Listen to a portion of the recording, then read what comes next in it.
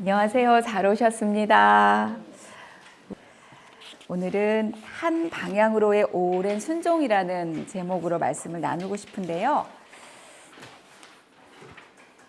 이게 유진 피터슨 목사님이 쓰신 책이 있어요. 그 책 제목이 한길 가는 순례자라는 책인데 사실 그거의 그 제목이 저는 이건지 몰랐어요. 몰랐는데 다시 책을 이렇게 보면서 제목을 봤는데 목사님 말씀하고 싶은 게 이것이구나 라고 이제 와닿더라고요. 한 방향으로의 오랜 순종, 한 방향으로의 같은 방향, 한 방향으로의 오랜 순종, long obedience죠. 저희 벌써 저희에게 주시는 말씀이 있습니다. 여기에. 자, 폴 트루니에라는 그 기독교 심리학자가 계세요. 아주 유명하신 분이고 많은 분들이 공부하고 책도 읽고 하시는 분인데 그분이 이런 그 개념을 말씀하셨습니다. 시간과 시간 사이의 존재감. 시간과 시간 사이의 존재감. 인간 장소의 심리학이라는 책에서 시간과 시간 사이의 존재감이라는 말씀을 하셨습니다. 거기 첫 번째 페이지를 보시면 이제 이런 것이에요. 집에서 목적지에 이르기까지의 시간이 있잖아요, 저희는. 시간과 시간 사이. 그 사춘기에서 성인이 될 때까지의 시간이 있습니다. 또 세상에 막 있다가 성령의 회중과 함께 모이는 그 사이의 시간이 있죠. 그리고 죄에 빠져 있다가 그 죄가 정결함을 성결을 회복하는 그때 그 사이의 시간이 또 있습니다. 시간과 시간 사이. 또 주일 아침에 집을 나서고 교회에 도착하기까지 거기도 짧은 시간이에요. 그렇지만 그것도 시간과 시간 사이. 거기에 존재하는 어떤 것들이 있는 거예요. 주일 아침에 집을 떠나서 교회에 도착하기까지도 한 방향으로의 오랜 순종이 있어야 교회에 도착할 수가 있습니다. 떠나긴 하셨는데 집에서 그 차 안에서의 뭐 다툼이 있거나 아이가 속상하게 하거나 이러면 차를 돌려서 집으로 다시 돌아가잖아요. 이거는 한 방향으로의 오랜 순종이 아닌 거죠. 그러니까 주일 아침 집을 떠나서도 교회에 도착하셨다면 여러분들은 이 오늘 제목처럼 한 방향으로의 오랜 순종 속에서 교회에 도착하신 거죠. 또 율법에 빠져서 율법의 행실, 율법으로 신앙생활을 하다가 이게 아니구나. 진이 다 빠지고 또 시험에 들고 그러니까 사람들이 인정해주지 않을 때 이게 진짜 그렇더라고요. 인정해주지 않을 때 저도 당연히 그렇죠. 이게 이제 누가 이제 우리 뭐 남편님이 뭐라 하시던가 뭐 누가 뭐 이러면은 뭐야, 안 하고 싶어. 이런 마음이 이제 드는 거예요. 그러니까 율법으로 할 때는 그런 마음이 드는 거죠. 그런데 이제 그 시간이 지나가고, 이제 거기서 좌절하지 않고, 이 좌절은 수시로 다가오는데, 좌절하지 않고 그 가던 방향으로, 한 방향으로 그 긴 오랜 순종을 해 나가는 거예요. 그러면, 이게 율법이었구나. 이 의가 아니었구나. 그러니까 하나님이 주신 칭의의 개념의 의가 아니었구나. 나는 전적으로 받아들여진 자인데 그거 누가 뭐 말을 한다고 하고 안 한다고 안 하고 이런 게 아니었는데 내가 헛된 것을 구하고 있었구나 사실은. 이렇게 칭의에 도착하는 지점이 있어요. 그러니까 율법의 행실에서 칭의까지. 그러니까 시간과 시간 사이를 우리가 한 방향으로 오랜 순종을 해야 마침내 그 칭의의 자리까지 도착을 하는 것이죠. 의심도 그렇습니다. 우리가 지금 다윗의 시편을 계속 보고 있습니다. 보고 있는데 다윗도 의심에 들어요. 의심에 들죠. 가장 친한 친구들이 제 것이 아니죠. 가장 친한 친구들이 다윗을 모반하고 배반하고 했을 때에 의심이 들 거예요. 그리고 저도 이제 며칠 전에 이게 하나님이 말씀이 맞나 이런 생각이 또 들더라고요. 근데 이게 잠깐 그런 생각이 들면서 그런데 저도 이제 탄성이 있잖아요. 한 방향으로 오래 순종해온 그 탄성 때문에 이제 곧 이제 생각이 잡히더라고요. 이게 하나님의 말씀이 맞을 텐데, 맞다면 거기 전적으로 날 던지자, 이런 이렇게 생각으로 바로 이제 돌아가더라고요. 근데 순간적으로 이게 하나님의 음성이 맞나? 이런 생각이 들어요. 나에게 하시는 하나님의 음성이 맞나? 아니면 내가 그냥 그렇게 생각하는 것인가? 이런 생각이 순간 들죠.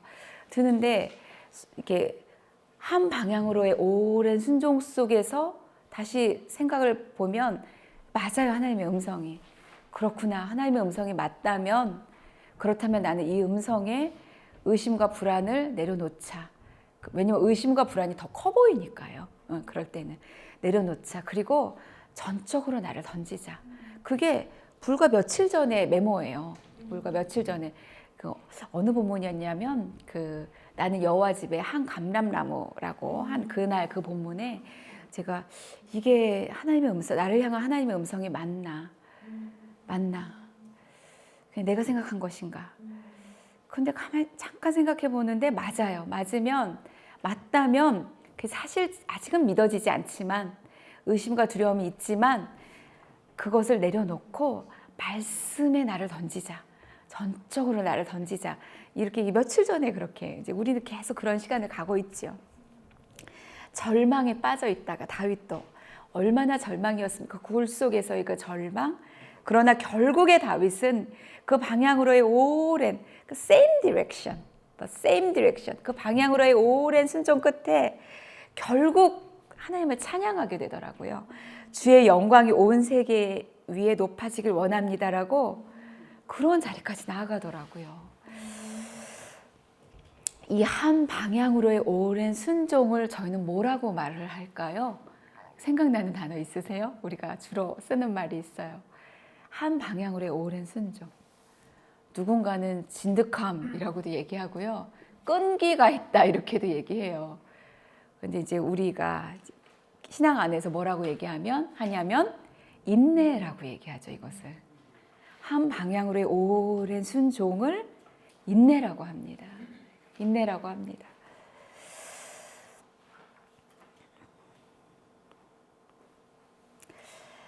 자, 시간과 시간 사이, 이것을 어떤 분이 이렇게 묘사를 했어요. 이게 얼마나 두렵고 불안하냐면, 시간과 시간 사이, 그 사이가 얼마나 두렵고 불안하냐면, 이제 공중 고개사가 있잖아요. 한 사람이 잡고 있고, 그 그네를 한 사람이 또 잡고 있고, 그죠? 이 그네를 이렇게 타는 거예요. 그죠? 그리고 아닌가요? 그네를 한 사람이 잡고 그네를 이렇게 타다가 저쪽으로 이렇게 넘어가죠. 넘어가서 저쪽에서 나를 잡아줄 사람이 있는 거예요. 그러면 이 사람이 제가 너무 아득하더라고요. 그거를 생각하는데 여기서 그네에서 손을 놓는 거예요. 저리 가려면 손을 탁 놓고 지나서 저쪽에 있는 사람의 손을 잡기까지, 시간과 시간 사이, 이렇게 이게 무서울 수 있는 시간인 거죠. 너무 두려울 수 있어요. 이 시간을 지나는 어떤 시점에는 정말 떨어져 죽을 것 같은 이런 시간이 있어요. 내가 어떤 점에서는 내가 이 자녀에게 이걸 엄마가 잘못했다라고 말하는 게 사안에 따라서는 정말 이렇게 죽기보다 싫을 때도 있어요. 그 시간과 시간 사이. 그런데 마침내 그걸 얘기를 하고 거기서 주님이 주시는 회복을 경험한다면 이 한 방향으로의 오랜 순종을 통해서 그 지점에 이르게 되는 거죠. 그러니까 이 모호하고 아직 불확실하고 불안하고 두렵고 이런 시간과 시간 사이에 저희가 있다라는 거예요. 여기가 신앙생활이라는 것입니다. 여기에 신앙이 뭐예요? 하나님을 바라보고 생활을 하는 거예요. 우리의 지금이 신앙생활을 하는 것인데 하나님을 바라보고 오랜 그 한 방향으로 계속되는 순종을 해 나가는 거죠. 이때에 얼마나 떨어져 죽을 것 같은지, 얼마나 두려운지, 얼마나 무서운지, 그런데 때로는 얼마나 기대가 되는지 이럴 때도 있어요. 주일 아침에 집을 떠나 교회에 도착하기까지 너무나 기대가 되지 않습니까? 너무나 흥분되고 그리고 막 생동감이 넘치고 오늘은 무슨 말씀을 들려주실까 이런 기대감. 저희가 그 칠드런 그 한돌 유스 이렇게 차세대 두고 교사들이 기도할 때 그런 기대감으로 올 수 있게 우리 성도님들도 마찬가지로 그 시간과 시간 사이를 그 기대감에 가득 차서 올 수 있도록 엄마 빨리 교회 가자 이렇게 아이들이 막 그럴 수 있도록 그렇게 기도를 하거든요. 그럴 때도 있어요. 생동감에 넘쳐 있을 때. 자, 이 낀 시간과 시간 사이 이 낀 시간을 저희가 살아가고 있습니다. 그리고 이때 하나님을 바라고 살아가는 이 낀 시간을 저희는 신앙생활이라고 하죠. 그런데 이 시간을 불안과 두려움과 모호함, 그 불안함, 그리고 불확실이 가득한 이 시간 속에 이제 누가 우리에게 좀 확신을 준다면, 기운을 좀 북돋아주고 확신을 준다면, 그리고 우리가 이게 맞나? 저도 큐티하다가 이게 하나님의 음성이 맞나? 하나님의 음성은 음성인데 지금 나에게 주시는 하나님의 음성으로 내가 기록하고 외우고 선포해도 되는 것인가? 라는 그 불확실한 그 시간 속에 누군가가 그 방향을 좀 일러주고 내 시야가 흐려질 때 이게 맞는 거야 라고 가르쳐주고 그런다면 좀 더 자신감 있게 걸어갈 수 있을 텐데 이 시간과 시간 사이를 이런 생각을 하게 되죠. 그리고 하나님은 이 시간과 시간 사이에 나에게 무엇을 원하시는 건지, 그리고 하나님은 이 시간과 시간 사이 이 깬 시간에 뭐를 하고 계시는 건지, 이게 이제 저희의 궁금함입니다. 이 한 방향으로의 오랜 순종의 이 시간 속에 하나님 뭘 하고 계시는 건지, 그리고 나에게 뭐를 요구하시고 요청하시는 건지, 이게 우리의 궁금함이죠. 자, 그리스도인의 시간과 시간 사이도 있습니다. 저희의 그리스도인의 시간과 시간 사이, 아까 말씀드렸던 대로 그 신앙생활, 이 시간과 시간 사이에 여기에는 하나님께서는 우리가 그 확실한 답은 하나 붙들고 가길 원해요. 하나님은 한 가지 확실한 답은 가지고 계십니다. 그리고 이거에 있어서 우리가 흔들리기는 원치 않으세요. 한 가지 결론을 가지고 계세요. 그리고 그렇게 하실 거라는 거예요. 그리고 그건 분명히 이루어질 것이고 아무리 우리가 연약해 보이더라도 그것은 분명히 그렇게 이루어질 거예요. 왜냐하면 그건 하나님의 결론이기 때문에 그렇습니다. 하나님의 결론이에요. 그것은. 하나님은 당신의 목적을 이루실 거예요. 결국 우리가 늠름하게 나타나게 하실 거예요. 그리고 굳센 믿음으로 나타나게 하실 거예요. 그것은 하나님의 결론이에요. 하나님이 가지고 계신 하나님의 답이에요. 답안지예요. 하나님의 결론이에요.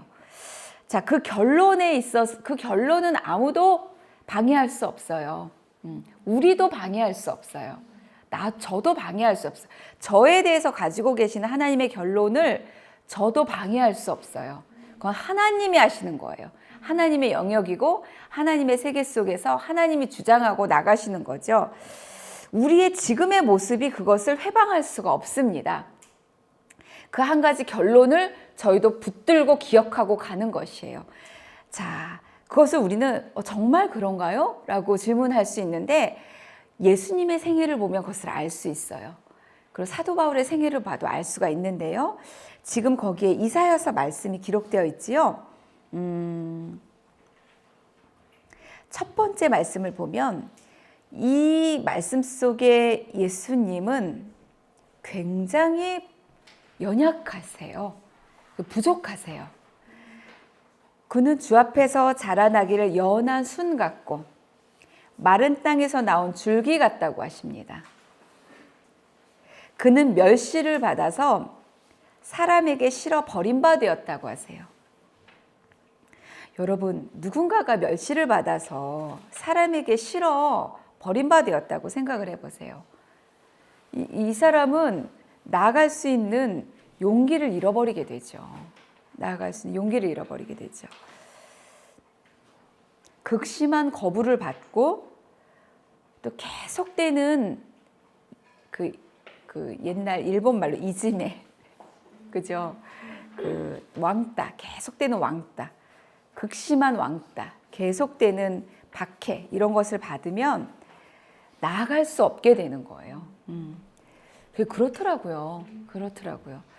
아무리 자존감이 높은 사람도 그 앞에서 장사가 없어요. 장사가 없어요. 그러니까 멸시를 받고 그게 이거 어디서 저희들이 이런 걸 보냐면 드라마나 영화를 봐도 그래요. 우리의 드라마의 영화는 다 재벌 이야기들이에요. 그러니까 이게 그걸 그 안에서 뭐든지 할 수 있는 자유로움을 주려고 그냥 재벌을 선택하는 것 같아요. 그래야 뭘 자유롭게 할 수 있잖아요. 그리고 옛날을 배경하면 다 왕이에요. 그러니까 우리의 근데 그게 사실은 나에게 가져와도 다 마찬가지예요. 그 포맷은 다 같잖아요. 그죠? 근데 거기서 예를 들어 그 재벌이 아무리 재벌이어도 결국 재벌이 넘어지는 자리는 항상 같아요. 정말 너무나 똑같아요. 너무나 똑같아요. 어디에서 넘어지던가요, 다? 부모의 멸시. 인정받고 싶은데 인정해주지 않는 부모. 그런 것 때문에 결국은 다 거기서 무너져요. 거기서 비틀어지고. 그러니까 그는 멸시를 받아서 사람에게 싫어 버림받았으며 이거는 이런 분은 나갈 수 없죠. 나갈 수 없어요. 그리고 간고를 많이 고생을 너무 하는 거예요. 그리고 너무 고생해서 이제 질고를 아시는 분이 돼 버렸어요. 이게 이제 주님이세요. 그러니까 사람들이 쳐다보질 않아요. 얼굴을 가리고 보지 않는 거예요. 흠모할 게 없는 거예요. 저희도 정직하게 말해서 교회에서도 흠모할 게 있는 사람, 여느 교회에서, 저희 교회는 아니고요. 여느 교회에서도 흠모할 게 있는 사람을 향해 가는 게 그냥 우리의 본성인 거예요. 우리의 본성이 그렇죠.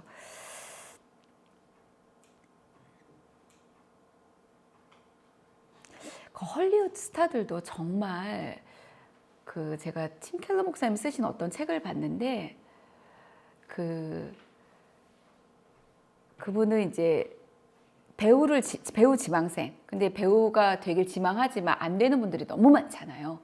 그리고 웨이트레스 하고 있고 뭐 뮤지컬이나 뭐 이런 거 하려고 계속 하다가 돈 벌면서 꿈을 위해 계속 쫓다가 결국은 그러니까 배우를 한다거나 우리나라로 치면 뭐 아이들 그룹으로 마침내 데뷔를 한다거나 혹은 데뷔를 했어도 마찬가지고 결국 성공하는 부류는 극소수인 거예요. 우리에게 알려지기까지는 극소수인 거고 나머지는 그 꿈을 쫓다가 언저리 어딘가에서 뭐 웨이트레스를 하거나 뭐 운전기사를 하거나 뭐 매니저를 하거나 뭐 다른 여러 가지 것들을 하고 있는 거죠.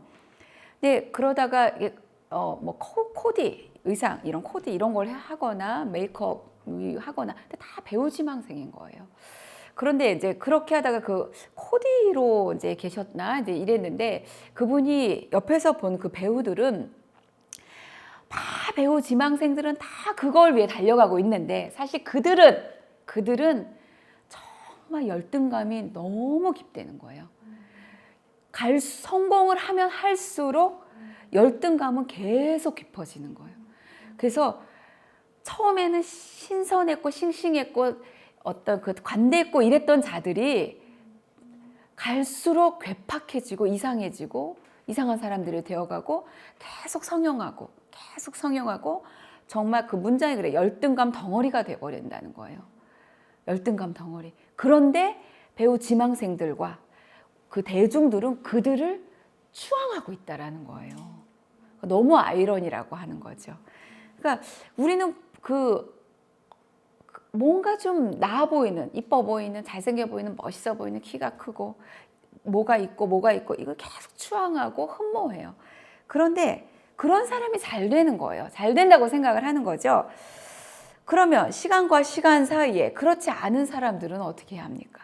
여기 딱 이 모습이 멸시를 받고 사람들에게 싫어 버림받은 이 주님의 모습이 도저히 시간과 시간 사이를 늠름하게 걸을 수 없는 모습인 거예요. 딱 이런 분이 그런 분이죠. 그런데 하나님의 결론은 하나예요. 하나님의 결론은 하나예요. 하나님 마침내 어떻게 하셨냐면 그 밑에 보세요. 결국 하나님은 그가 씨를 보게 되며, 예수님이 씨를 보게 되며 못났던 사람이, 그 멸시를 받던 사람이 그의 날은 길 것이요 또 그의 손으로 여호와의 뜻을 성취하리로다. 이런 분이 된 거예요. 이런 분이 된 거예요. 가라사대 그가 자기 영혼에 수고한 것을 보고 만족히 여길 것이라. 이런 분이 되는 거예요. 이게 하나님의 한 가지 결론이에요. 시간과 시간 사이를, 그 낀 인생, 시간과 시간 사이 낀 시간을, 끼어있는 시간을 한 방향으로 오랜 순종을 하는 자들, 아니 하게끔 하신 하나님의 결국에 한 가지 결론은 이거인 거예요. 우리가 아무리 못났어도 여러분들은 내가 아무리 너무 못났다라는 생각에 좌절하신 적이 있나요? 저는 종종 좌절해요. 종종 좌절하는데 그런데 하나님의 결론은 한 가지인 거예요. 결국 하나님은 제가 내 영혼에 수고한 것을 보고 결국은 하나님 안에서 만족하게 되는 그렇게 하실 거예요. 이것은 하나님의 결론이에요. 저의 결론은 아니에요. 저는 그걸 그냥 사모할 뿐이지. 그리고 하나님은 저에게, 주님에게 나의 의로운 종이 이렇게 말씀하시면서 자기 지식으로 많은 사람을 의롭게 하며, 결국 이게 하나님의 결론이에요. 결국 그 멸시를 받아 사람들에게 싫어 버림받은 그분은 자기 지식으로 많은 사람을 의롭게 하셨어요. 그리고 또 그들의 죄악을 친히 담당하셔서 구원시키셨어요. 구원하셨어요. 우리가 그분의 증거잖아요. 그렇죠? 십자가에서 주님은 매도 맞고 찔리고 침뱉음 당하고 그 모욕 속에서 실어 버림받았어요. 십자가에서. 그런데 십자가의 달리심으로 십자가의 죽음까지, 시간과 시간 사이, 십자가의 죽으심으로 3일 후 부활까지, 시간과 시간 사이, 하나님은 한 가지 결론을 가지고 계세요. 그리고 결론을 향해서 이끌어 가십니다. 달리셨던 주님은 그 모욕받고 침뱉음 받고 이 세상 인류 전체의 오해를 받으신 거예요. 주님은 인류 전체로부터 너는 안 된다, 너는 틀렸다, 너는 망했다, 이렇게 진단을 완전히 꽝꽝꽝 받으신 분이 십자가에 달려 계시단 말이에요. 이게 그 증거 아닙니까? 근데 그 시간에서 죽으심까지, 그 시간 속에서 하나님은 한 가지 일을 이루시는 거예요. 한 가지 결론. 다 이루었다 주님 고백하시고 내려오지 않으시고 다 이루었다 하시고 죽으세요. 하나님은 그 결론으로 가져가시는 거예요. 그리고 다 죽으신 주님을, 하나님은 그 주님을 3일 후에 그 부활까지 한 가지 결론만 가지고 계세요. 한 가지 결론만 가지고 계세요. 그리고 그것은 하나님이 가지고 계신 결론이에요. 그래서 그것은 반드시 성취되죠. 주님은 부활하셨어요. 하나님이 그 결론을 가지고 계셨기 때문에. 아멘이죠. 아멘이죠. 바울도 그렇게 태장으로 맞고, 그렇게 파선당하고, 그렇게 굶고, 그렇게 박해를 받고, 그렇게 고생을 하고 해도요, 결국은 바울이 시험에 걸려 넘어지지 않았어요. 왜냐하면 하나님이 바울을 향해서 딱 한 가지 결론을 가지고 계셨거든요. 바울은 이방의 빛으로 결국은 가이사에게, 로마의 황제에게까지. 로마의 황제는 누굽니까? 지금 우리는 대통령보다도 높은 게 재벌이라고 얘기하는 그 재벌 중에 재벌이 로마의 황제인데, 그 당시는 그게 로마의 황제였잖아요. 거기까지 가서 주의 복음을 전파하는 것. 그게 하나님의 한 가지 결론이었어요. 그게 되기까지 바울은 좌절하거나 실패하거나 넘어지거나 후퇴하지 않았어요. 오직 the same direction으로 a long obedience. 계속 순종해 나갔어요. 바울은 어느 것도 바울의 길을 막지 못했어요. 시편에 이런 말씀이 있습니다. 129편에 그들이 내가 어릴 때부터 여러 번 나를 괴롭혔으나 나를 이기지 못하였도다. 왜 그럴까요? 왜냐하면 나에 대해서 하나님이 한 가지 결론을 갖고 계시기 때문에 그래요. 나를 이기지 못해요. 아무리 나를 괴롭혀도 여러 가지로 해방합니다. 그걸 계속 시도를 해요. 사탄은 시도하고 사탄뿐만이 아니라 나의 연약함도 시도를 해요. 나의 연약함도 살아있는 거예요. 그래서 막 시도해요. 나를 막 내려요. 저도 그래요. 저도 저의 연약함이 저를 막 끌어내려요. 그렇게 회방을 합니다. 그리고 속여요. 저도 알죠. 내가 하나님의 사랑받는 자녀라는 걸 알고 있음에도 불구하고 속임을 당하는 거예요. 다만 며칠 속임을 당하고, 다만 몇 순간 속임을 당해요. 그 진이 빠져요. 그리고 괴롭힘도 당해요. 조롱도 받고 고문도 당해요. 뭐 채찍으로 막 때려서 많이 고문이 아니라 여러 가지 고문도 고문이죠. 뭐 누가 말을 한다거나 누가 어쩌고 저쩌고 다 고문이죠. 나의 상처로부터도 고문을 받고요. 우리 부모의 상처로부터도 고문을 받고요. 환경으로부터도 괴롭힘을 받죠. 그리고 정말 나쁜 사람도 있잖아요. 나쁜 사람들로부터도 회방을 받고 사탄으로부터도 방해를 받고 이런 게 있어요. 있지만 우리에게는 한 가지 결론이 있다라는 것입니다. 아무리 그것이 나를 괴롭혀도 나를 결국은 이기지 못하는 거예요. 그리고 아무리 어떤 것들이 나를 회방해도 어느 것도 나의 길을 막을 수 없는 것입니다. 어느 것도 주님의 길을 막지 못했어요. 어느 것도 사도 바울의 길을 막지 못했죠. 어느 것도 지금 우리가 묵상하고 있는 다윗의 길을 막지 못했어요. 다윗은 그렇게 힘이 들었어도 정말 제대로 생각을 해보면 저까지 막 거의 막 어떻게 될 것 같아요. 다윗을 가만히 막 정말 이입해서 막 묵상을 해보면 저까지 막 너무 힘든 거예요. 그런데 어느 것도 다윗을 끌어내리지 못했어요. 결국엔 다윗은 온 세계 위에 내 마음이 확정되었으니 주의 이름은 온 세계 위에 만민 중에 높아지길 원하나이다. 이렇게 찬양을 하기까지 이르렀죠. 왜 그러냐고요? 하나님께서 한 가지 결론을 가지고 계셨기 때문에 그렇습니다. 자, 지금 잠시 눈을 한번 감아 보시겠어요?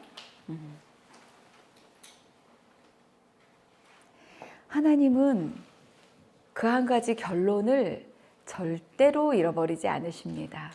그리고 절대로 빼앗기지 않으세요. 어느 누구에게도 내줄 생각이 없으십니다. 누군가가 그것을 방해하려고 한다면 그 누군가는 코가 깨지고 뒤통수가 깨질 거예요. 그리고 내가 아무리 좌절한다고 할지라도 그것은 잠시 시간만 지연될 뿐이지 하나님의 나를 향한 목적을 하나도 흔들 수 없는 거죠. 그 하나님의 한 가지 결론은 분명히 이루어질 것입니다. 그런데 그 시간과 시간 사이에 하나님은 그 목적을 이루시긴 이루시는데 목적을 이루신 거예요. 그런데 그것뿐만이 아니라 그 시간과 시간 사이에 여러 가지 좋은 것들을 우리에게 만들어 주세요. 시간과 시간 사이에 여러 가지 좋은 것들을 우리에게 주실 거예요. 주시는데 그 시간과 시간 사이를 하나님이 어떤 비를 내려주고 계시더라고요. 인자와 진실의 비를 내려주고 계세요. 잘 한번 생각해 보세요. 하나님이 이 시간과 시간 사이를 걷고 있는 저희들을 홀로 내버려 두지 않으시고 성령께서 도우시죠.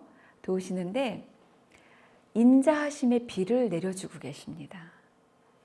그리고 진실하심, 신실하심이라고 바꾸면 더 이해가 돼요. 그 faithfulness, 인자하심과 진실하심, 신실하심의 비를 내려주고 계세요. 비는 악인과 선인에게 모두 내리는 거죠. 비가 내리면 우리는 맞을 수밖에 없죠. 우산을 들고 막지 않는 한. 우산을 들고 막지 않는 한 그 비는 우리에게 내릴 것입니다.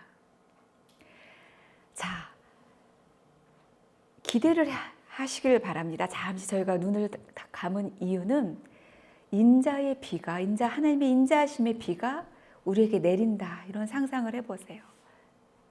이것은 매일매일 자나깨나 우리가 상상해도 좋은 것이죠. 하나님의 신실하심, 진실하심의 비가 계속 내린다고 한번 상상을 해보십시오. 그리고 눈을 뜨겠습니다. 지금은 이 인자하심과 신실하심이 어떤 것인지, 그래요? 그런 비가 내리고 있다고요? 그럼 우린 맞을 거예요. 그러니까 막지 않고 맞도록 하시죠. 맞도록 하죠. 아주 뼛속까지 맞았으면 좋겠어요. 그 비를.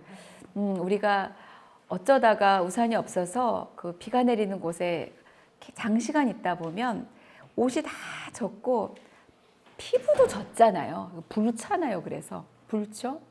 그리고 막 뼛속까지 시리듯이, 그러니까 뼛속까지 젖는 것까지 그렇게 그 인자하심과 신실하심의 비에 젖었으면 좋겠어요. 하나님은 막 부어주고 계시는데 나는 너무 뽀송뽀송해. 그러면 그게 좀 아닌 거예요. 그러니까 그 비에 계속 젖었으면 좋겠는 거예요. 근데 그 비가 어떤 비냐, 어떤 빗방울이냐, 그 빗방울을 한번 볼 거예요.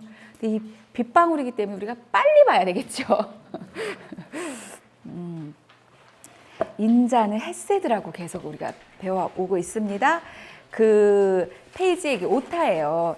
에베트가 아니고 에메트죠. 다 미음으로 다 바꿔주세요. 에메트, 진실하심, 신실하심은 에메트예요.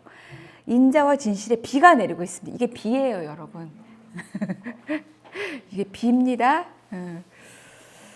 자, 하나님의 뭐가 인자냐? 그러니까 세세하게 잠깐 이제 말해볼 건데요. 뭐가 인자야? 뭐가 우리에게 지금 비가 내리고 있다라는 거지? 할 때 하나님의 관대하심이 내려오고 있다라는 것이에요. 우리가 먹는 모든 식사입니다. 우리가 먹는 모든 식사. 여러분 뭐 드셨어요? 어젯밤에, 어제 저녁에. 제가 누구랑 통화하는데 쫄면 드셨다고 하시더라고. 요 쫄면이 맛있는 게 너무 어려운데 쫄면을 좀 나도 좀 맛있게 해먹고 싶다. 레시피 좀 주세요. 그랬는데 모든 식사. 쫄면 너무 맛있겠는데요. 쫄면이 맛있는 데가 없더라고요. 근데 그게 왔는데 그 모든 식사. 그게 하나님의 관대하심이에요.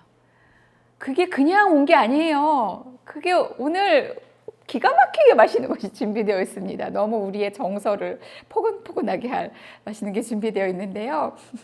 그게 그냥 오는 게 아닙니다. 하나님의 관대하심 속에 우리에게 오는 거예요. 그 비가 오는 거예요. 그 비로 내려지는 거예요. 모든 기쁨, 우리가 가진 모든 소유물, 모든 소유. 저희가 팰리세이드를 타고 있습니다. 저희는 팰리세이드를 탈 수 있는 경제적인 그게 아니에요. 아닌데 그걸 타고 있어요. 하나님의 관대하심 속에서 저희에게 임한 것이에요. 저희는 소나타를 타고 있어요. 근데 저희는 차가 이제 2대일 거 아니에요? 소나타를 탈 형편은 아니에요. 더 작은 거를 타야 될 형편이에요. 형편상은. 그런데 소나타를 타고 있더라고요. 이것은 근데 그거보다 작은 거보다 10불이 쌌어요. 그러니까 하나님의 관대하심 속에 임하는 헤세드예요. 진짜 이게 너무나 감사한 것입니다. 우리가 식사할 때 밥 한 숟갈이 우리 입에 들어가는 게 이게 정말 감사한 거예요. 그게 소화가 된다? 이게 얼마나 감사한 건지 우리 최영순 권사님 너무 잘 알고 계시잖아요. 이게 하나님의 관대하심 속에 우리에게 임하는 것입니다. 우리의 모든 필요를 공급하시는 것. 하나님의 헤세드예요. 우리가 잠을 자는 거. 여러분, 불면증 손들어 보세요. 이건 손 들어보세요. 불면증 계신 분. 진짜 제가요, 이거 정말 너무너무 좋은 걸 알아왔어요. 저 칭찬해 주세요. 정말 불면증 계시는 한 분, 제가 아는 지인 중에 계세요. 그런데 그걸 먹고 해결이 되셨어요. 그 궁채, 상추 그 있잖아요. 제가 장명희 집사님 생각 제일 먼저 났거든요. 보면서. 그게 중국 마트 초이썸이래요. 초이썸에 있대요. 그게 그러니까 그 상추 뿌리 같은 거. 그 이렇게 뿌리 파나 봐요. 초이썸이래요. 그것을 그냥 1리터에 한 뿌리 정도. 그러니까 3리터를 끓였다고 하더라고. 3뿌리 넣고 자기 전에 그거 마시고 자는데 그냥 숙면. 깨면은 알람 때문에 깨는 거예요. 계속 그런 분이 아닌데 계속 깨고. 그래서 2달을 2-3시간밖에 못 잤다 그러더라고요. 그리고 차 사고가 한번 크게 났어요. 차 운전하다 잠이 든 거예요.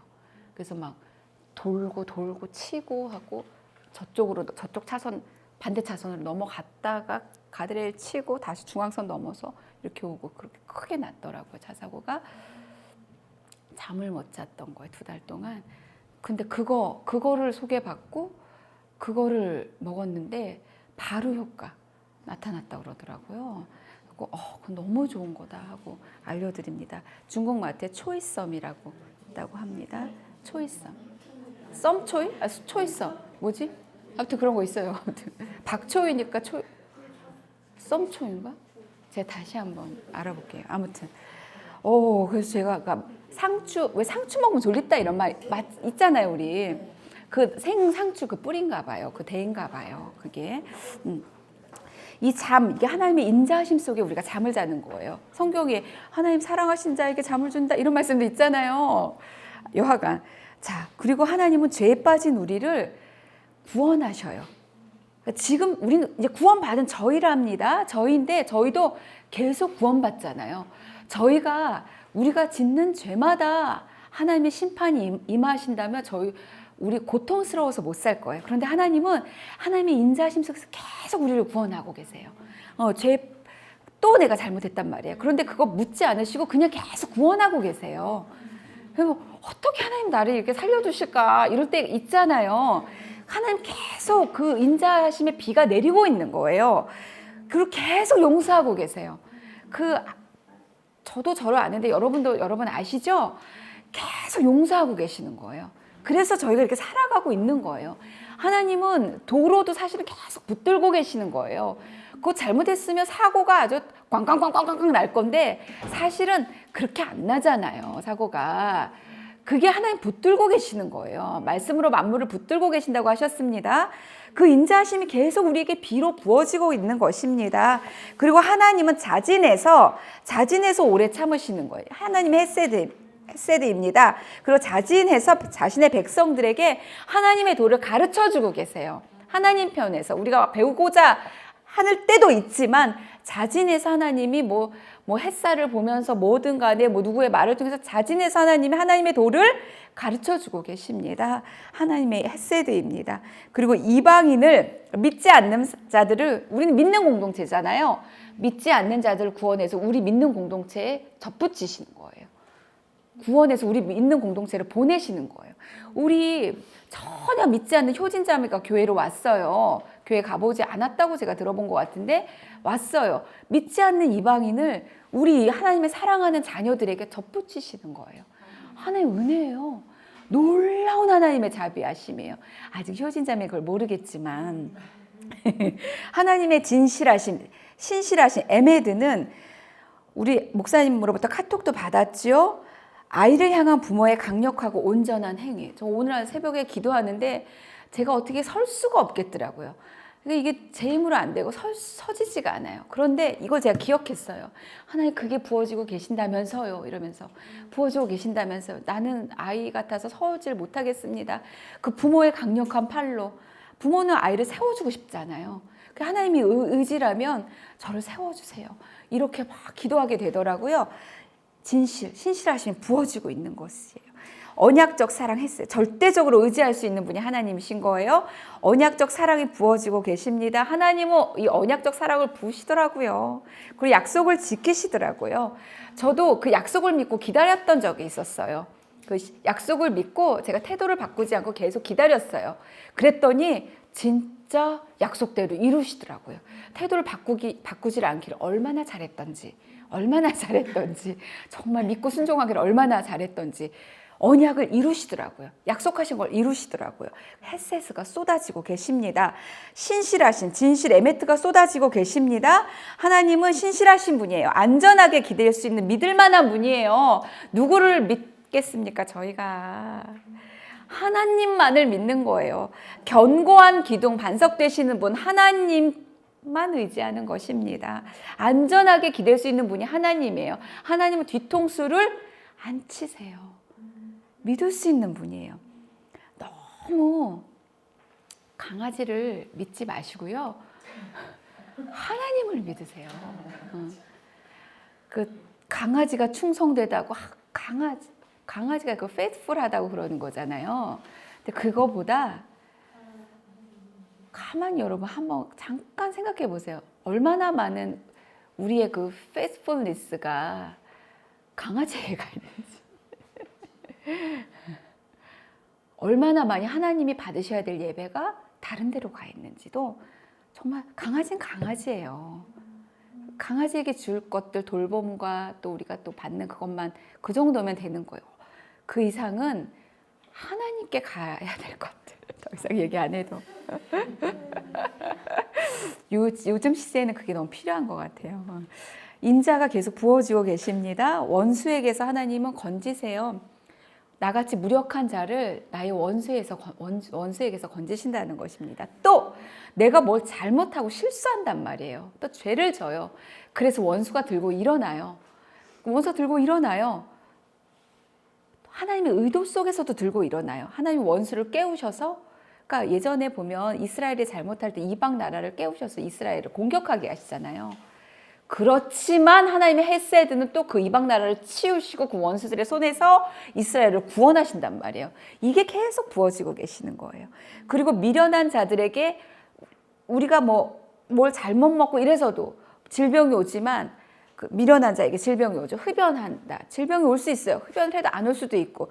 질병에서도 우리를 건집니다. 잘못된 습관에서 온 어떤 것들이 우리가 잘못해서 온 것임에도 불구하고 하나님의 인자는 거기로부터도 건지는 거예요.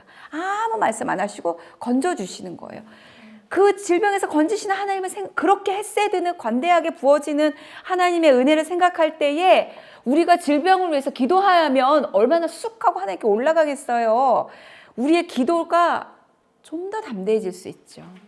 왜냐면 거저 막 부어주시는 하나님의 은혜도 이렇게 큰데 그걸 붙들고 내가 기도한다면 그 헤세드를 타고 얼마나 그 기도는 응답이 올라가겠습니까? 하나님께. 그런 걸 생각하시면서 기도할 수 있는 거예요. 담대히. 폭풍우를 잠잠케 하시는 하나님. 인생의 모든 폭풍을 잠잠케 하십니다. 하나님이 그렇게 안 하셨다면 우리는 요동치고 있을 수도 있어요. 이만큼 잠잠한 것도 하나님께서 계속 우리에게 그 비를 내려주고 계시기 때문이고요. 광야에서 집을 찾는 그 인도하심. 이사하고 이러는 것들, 모든 것들 다. 거처를 정하는 이 모든 것들. 광야에서 집을 찾는 것. 그리고 어떤 어려움 속에 막 혼탁함 속에서도 안식처를 찾는 것. 안식을 찾는 것. 이것을 하나님이 하고 계시다라는 거예요. 여러분, 느끼지 않습니까? 너무 뭐 때문에 고민이 되는데 어느 날 일어났더니 갑자기 상쾌해져 있고 그리고 막 바이러스 때문에 몸에 들어온 바이러스 때문에 막 힘들고 있는데 어느 시점이 되니까 뭔가 개운해지고 이런 하나님의 인자하심 속에 이 모든 것들이 우리에게 임하고 있는 거죠. 그런데 이 은혜의 단비가 인자와 진실의 이 빗줄기가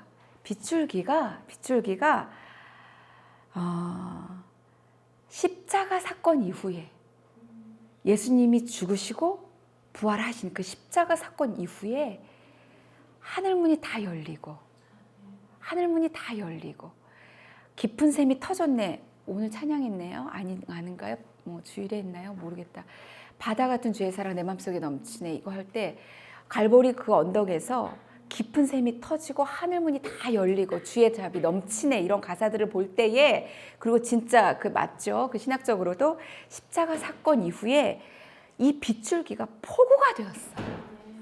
이 빗줄기가 폭우가 되어서 쏟아지는 것이에요. 이것을 정말 이것을 어떻게 해야 우리가 이걸 더 누릴 수 있을까요?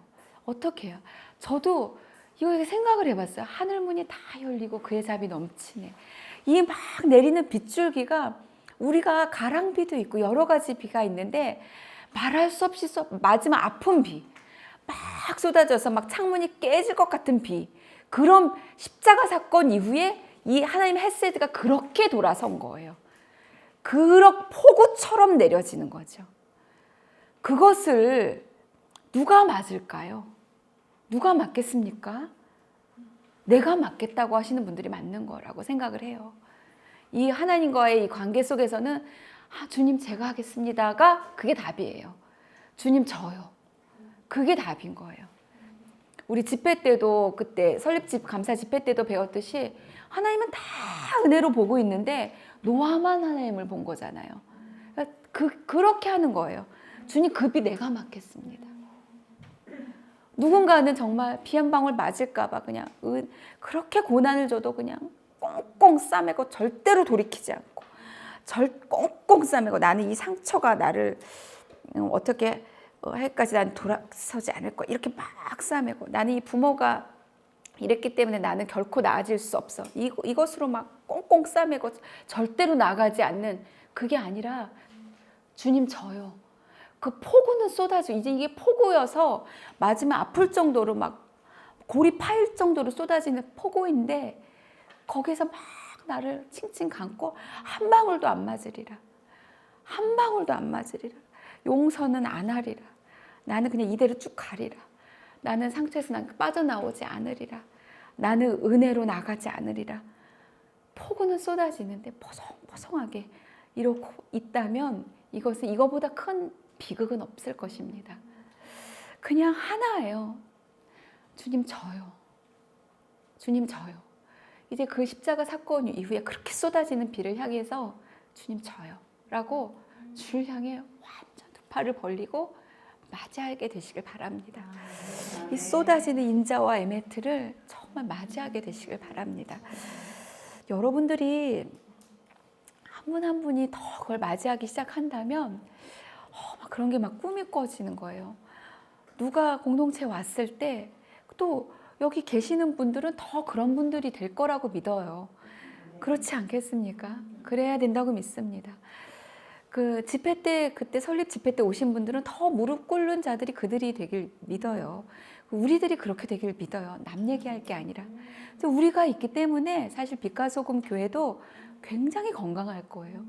교회 안에 우리가 흩어져서 존재하기만 해도 우리 주변으로 그 폭우가 쏟아질 거 아닙니까?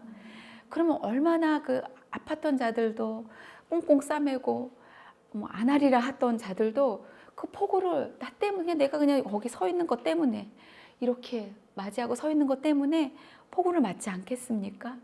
한 방울, 두 방울, 세 방울, 네 방울 맞다 보면 뭐 가랑비에 장사 없다는 말이 뭐 이제는 다 잊어버렸어요.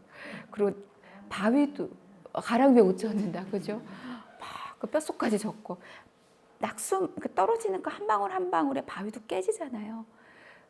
저희들이 여기 있는 우리들이 그렇게 비를 맞고 그냥 가서 뭐 크게 말할 것도 없어요. 그냥 거기 존재하시는 것으로 교회 전체 주일에 가셔서 그냥 존재하시면 그 비가 교회에 쏟아지고 점점 더 많아지고 어떤 외부인들이 이방인들이 교회에 왔다가 하나님의 공동체 확 접붙임 받고 이런 사건들이 계속 일어나지 않겠어요? 이것이 이웃을 사랑하는 방식이죠. 이웃을 사랑하는 게 정말 꼭 어떤 프로젝트를 해서 우리가 그 겨자씨는 너무 지혜로운 프로젝트고 정말 너무 탁월한 프로젝트예요. 그런데 그 전에 우리 이 존재 자체가 교회에 누가 방문만 했는데 벌써 그분이 그 은혜의 비를 맞고 나아가요. 그 이웃을 사랑한 거 아닙니까? 그리고 지역사회로 그분을 보낸 거 아니에요? 그죠? 그런 우리가 마트에 가서 존재만 해도 우리가 비즈니스를 하면 그 비즈니스 가운데 그 지역 사회를 섬기게 되는 거죠. 이게 우리가 나라를 위해서 기도를 한다면, 선교지를 위해서 기도한다면 벌써 선교지가 섬겨지는 거예요. 어떤 정치인들의 모임에 우리가 참여하고 막 뭔가 프로젝트를 안 하더라도 이미 정치권을 우리가 섬기고 있는 거예요. 그럴 수 있다라는 거예요. 이런 은혜와 인자와 그 진실하신 이 비가 내리는 가운데 하나님이 우리의 시간과 시간 사이를 그 비로 덮고 계시다라는 것입니다. 정말 우리는 안심하고 지나갈 수 있어요. 안심하고 모험도 할 수 있어요. 가끔은 잡았던 것도 놓을 수 있고요. 가끔은 덜덜 떨려도 베풀 수 있고, 가끔은 좀 뜨거워도 만질 수 있고, 이 용기를 좀 내볼 수가 있는 거죠. 자, 시간과 시간 사이에 하나님은 이런 것들을 하시더라고요. 어떤 것들을 하시냐면, 다윗의 시편 속에 이게 다 있었어요. 자, 다윗의 시편 속에, 자, 다윗은 그 원수를 계속, 원수에 대해서 다rum을 받았어요. 하나님으로부터. 원수가 너무나 많았고, 나중에는 이게 원수여서 원수이기도 했지만, 나중에 정말 자기 장인어른이 원수가 된 거잖아요, 사울이. 그리고 뭐 가까운 친구도 그렇고, 그리고 사실 아내였던 아내도 사실은 뭐 그랬고, 뭐 여러 가지로 뭐 형제들도 그렇고, 그죠? 그런데 원수에 대해서 하나님은 계속 다윗을 다루셨어요. 사실은 다윗을 다루신 거예요. 그러니까 나는 원수 때문에 죽겠는데, 다윗이 원수 때문에 죽을 지경이잖아요. 그러니까 나는 원수 때문에 죽겠는데 사실은 하나님은 다윗을 다루신 거예요. 사실 구약에 원수에 대한 언급이 있어요. 레위기에도 보면 원수 너무 이게 재밌더라고요. 저도 보니까 원수는 원수인데, 원수의 길 잃은 소나 나귀, 그것도 원수인가요? 원수의 소와 나귀인데요, 길을 잃은 거예요. 그러면 레위기에 그렇게 분명 말씀하시네요. 그거 그냥 내버려 두지 말고 주인 찾아줘라. 네 원수니까 갖다 줘라 이거잖아요. 그리고 그 소나 나귀가 짐을 싣고 가다가, 원수의 그 소나 나귀가 짐을 싣고 가다가 엎어진 거예요. 그 원수와 함께 엎어졌는지 어쩌는지. 그러면 원수잖아요. 원수인데 그걸 이렇게 세워가지고 짐을 다시 실어주고 그렇게 하라고 하시는 거예요, 하나님께서. 그리고 원수가 넘어질 때 기뻐하지 말아라. 이렇게 하시고, 그리고 사실 또 그 심한 원수는 또 내 형제가 원수잖아요. 그러니까 내 형제를 미워하지 말아라. 이렇게도 하시고 해요. 레위기에도 말씀하시더라고요. 그러니까 원수에 대해서 하나님은 분명히 말씀이 계세요. 그런데 다윗은 이 시편 속에서 그 복수심에 불타 있어요. 사실은 원수에 대해서 우리를 그대로 보여주고 있어요.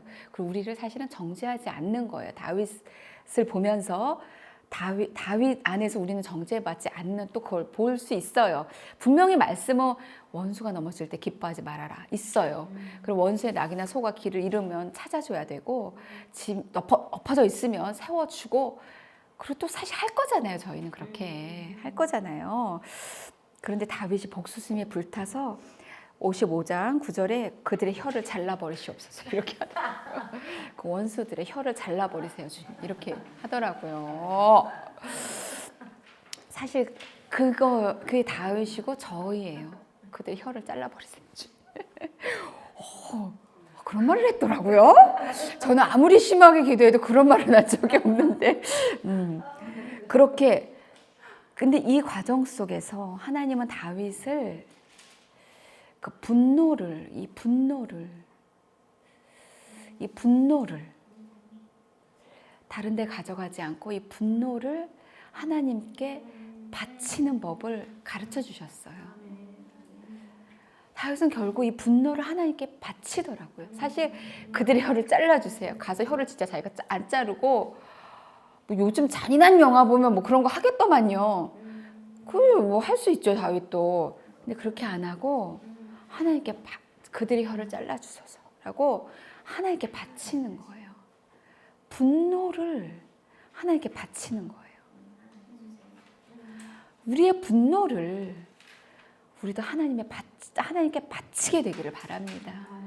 우리가 이 시간과 시간 사이를 걸어갈 때 그것을 배우게 되길 바라요. 배울 거예요, 우리는. 왜냐면 그게 하나님의 결론이기 때문에 우리는 그것을 분명히 배우게 될 겁니다. 그리고 짐을 하나님께 던지는 법을 배우게 될 겁니다. 짐을, 다윗이 그래요. 그러니까 cast my 짐, 던져버려라. 내 그 짐을 하나님께 던지는 거예요. 하나님께 맡기는 거예요. 내가 하나님께 맡기겠다. 내가 하나님께 맡기겠다. 하나님께 던지겠다. 이렇게 고백하고 있거든요. 그걸 우리가 배워야 되는 거예요. 다윗이 그 한 번 기도하고 한 번 부르짖고 그 갖춰졌을까요? 분명히 아니라고 봐요. 분명히 아니에요. 그리고 된 사건도 있었을 거예요. 성공도 했어요. 됐어요. 저도 하다 보니까 되더라고요. 됐어요. 그런데 다른 사건이 또 오더라고요. 이거는 하나님이 나에게 주신 사건이에요. 다른 사건은. 그 사건은 또 안 되는 거예요. 된 줄 알았는데. 또 하는 거예요. 또 기도하고 또 부르짖고. 그래서 짐을 하나님께 진짜 맡기는 거. 그게 안 맡겨지는 거예요. 맡겨지면 된 거예요. 근데 안 맡겨지니까. 근데 그것을 다윗은 지금 배운 거예요. 짐을 하나님께 맡기는 법. 분노를 하나님께 던지는 법. 바치는 법. 분노를 하나님께 바치는 법. 짐을 하나님께 던지는 법. 이것을 이제 배운 것이죠. 우리는 십자가의 삶을 살고 있습니다라고 고백하는 무리이들이기 때문에 때로는 분노가 찾아오고 막 이런 고통이 찾아와도 그냥 무조건 참고 그러기도 해요. 일단은 무조건 참아야죠. 어떡하겠습니까? 일단은. 그런데 그냥 어떤 이런 개념은 아니에요. 이렇게 체념하는 거. 이런 건 그렇지 뭐. 이렇게 그냥 눈 감아주고. 그런 건 아니에요. 그 십자가에 나를 부인하고 십자가를 따라간다. 그때 우리 오해의 여지가 있는 게 우리가 그냥 발 더러운 자들이 막 밟고 지나가서 발 이렇게 털고 우리 집안에 들어갈 때 이렇게 깔개 있잖아요. 거기다 이렇게 발 털고 들어가는 그런 깔개가 아니라는 거예요. 우리는 그게 십자가가 아닌 거예요. 그게 내가 나를 부인하고 그게 아닌 거예요. 그리고 이게 뭘 당해도 그렇지 뭐 여기 맞았으니까 여기 돌려대자 이런 태도는 아닌 거예요. 그런 게 아닌 거예요. 그런 건 아닌 거예요. 아니고 분노가 왔을 때 우리도 생생하게 분노할 수 있죠. 이 지금 신앙이 막 파릇파릇 자라고 있는 그 아직 어린데 그 파릇파릇 자라고 있는 자를 정말 원수가 와서 확 그걸 막 어떤 말로 뭐로 이렇게 채가면 분노가 일지 않습니까? 저는 너무 분노가 일어요. 정말 진짜 화가 나요. 그러면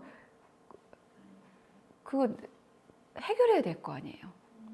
이 분노를 하나님께 바치는 법을 결국 배워내고 진짜 하나님께 가서 하나님 하고 분노를 하나님께 드리고 하나님으로부터 용기를 얻고 답을 얻고 배우는 거죠. 이 맡김을 배우는 것입니다.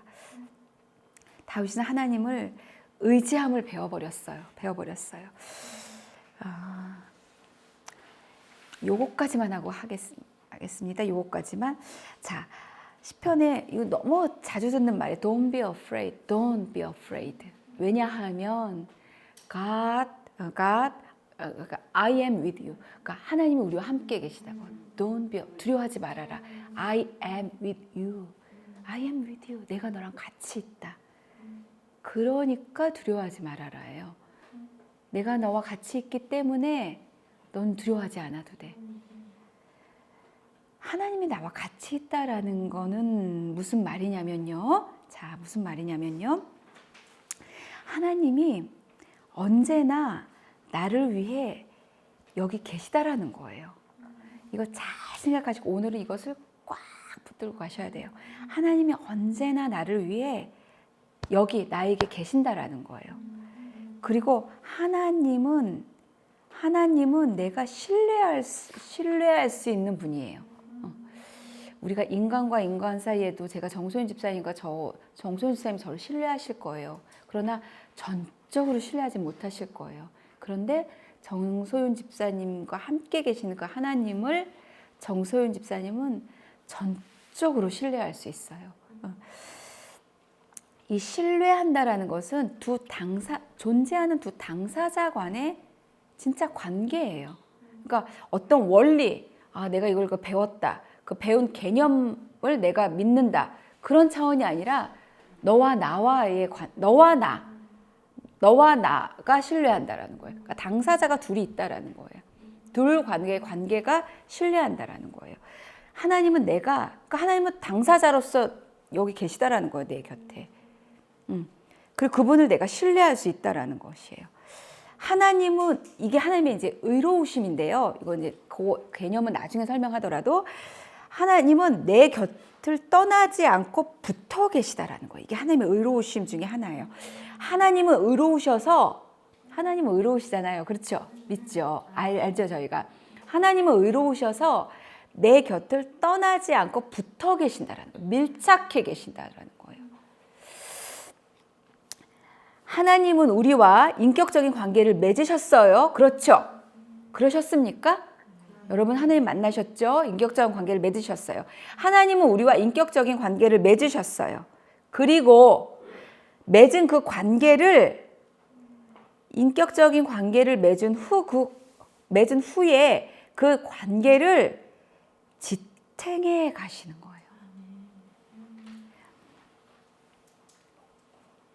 오히려 있죠? 우리가 하나님께 우리를 드리는 것 같지만 하나님이 우리와 인격적인 관계를 맺으시고 우리에게 내가 너 옆에 붙어 있겠다라고 우리에게 당신을 헌신하신 거예요. 이게 헌신을 서약하신 거예요. I am with you. 이거는 내가 너와 붙어 있겠다라고 내가 너에게 헌신하겠다. 너에게 붙어 있겠다. 라는 것은 하나님의 의로우심을 걸고 그것에 당신을 헌신하신 거예요. 그래서 이것은 어떻게 내가 도망가도 갈 수가 없는 거예요.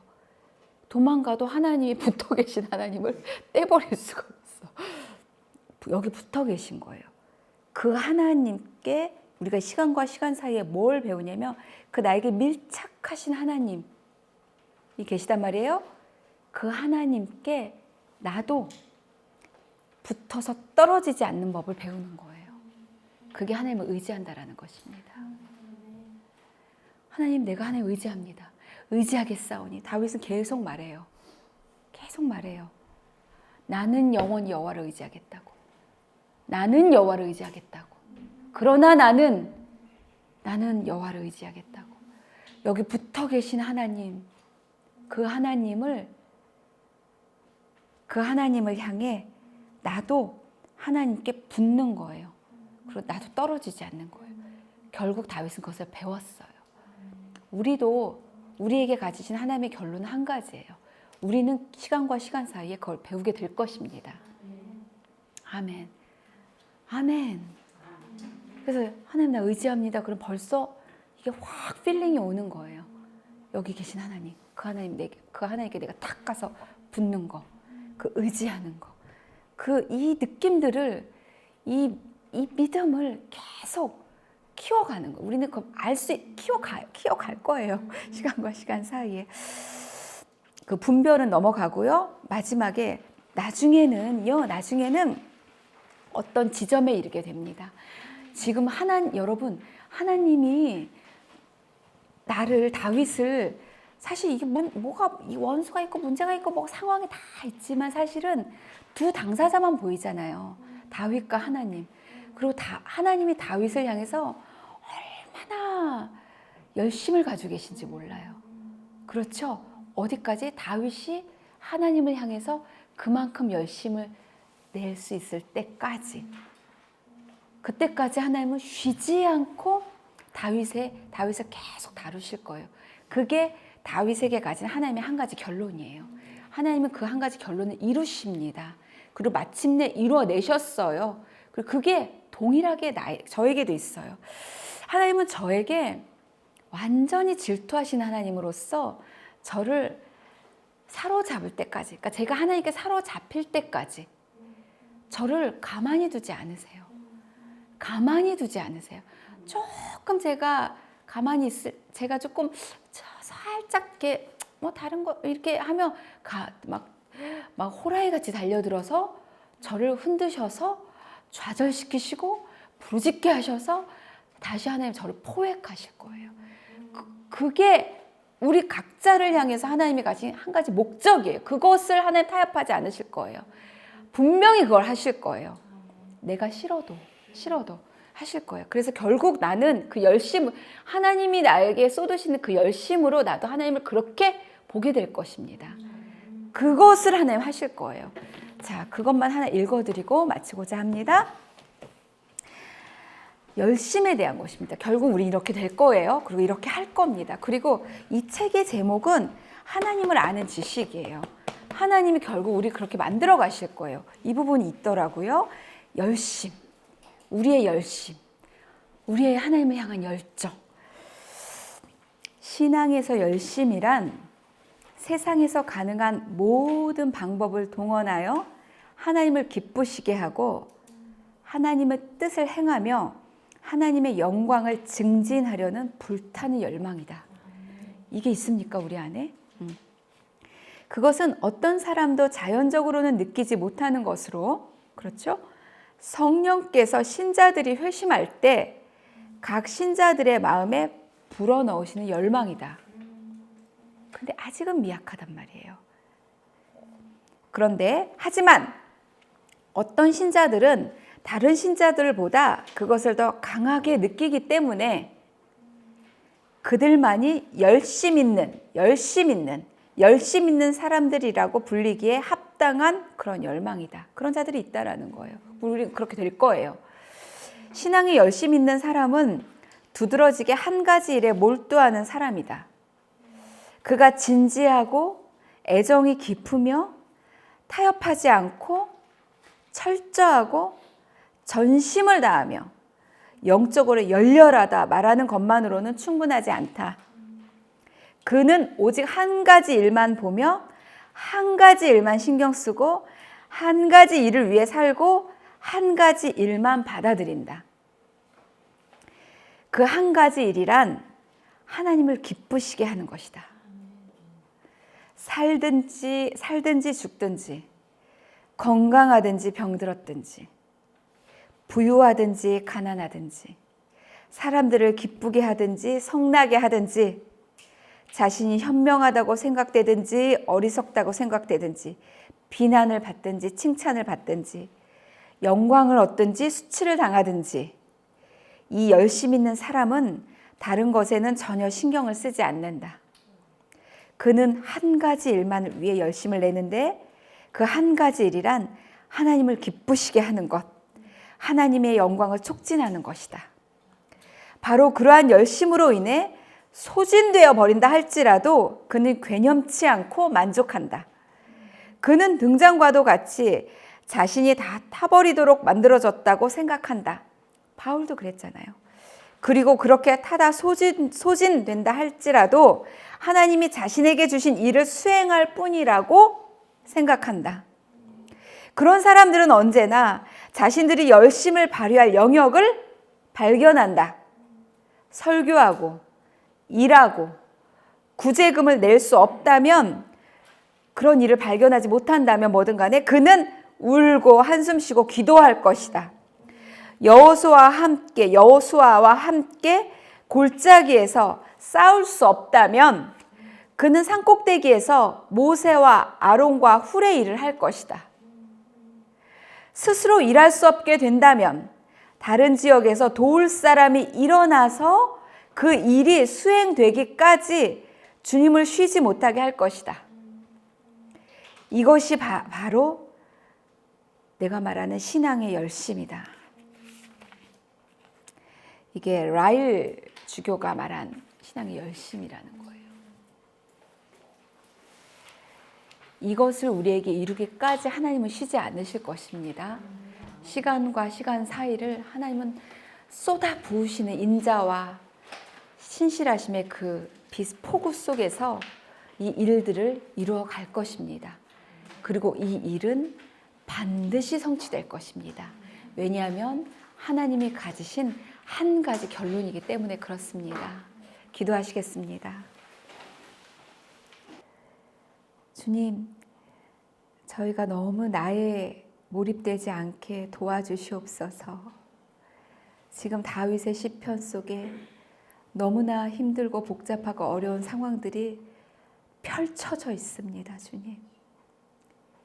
그러나 언제나 주님, 다윗과 같은 우리는 하나님을 향해서 눈을 들게 되길 바랍니다.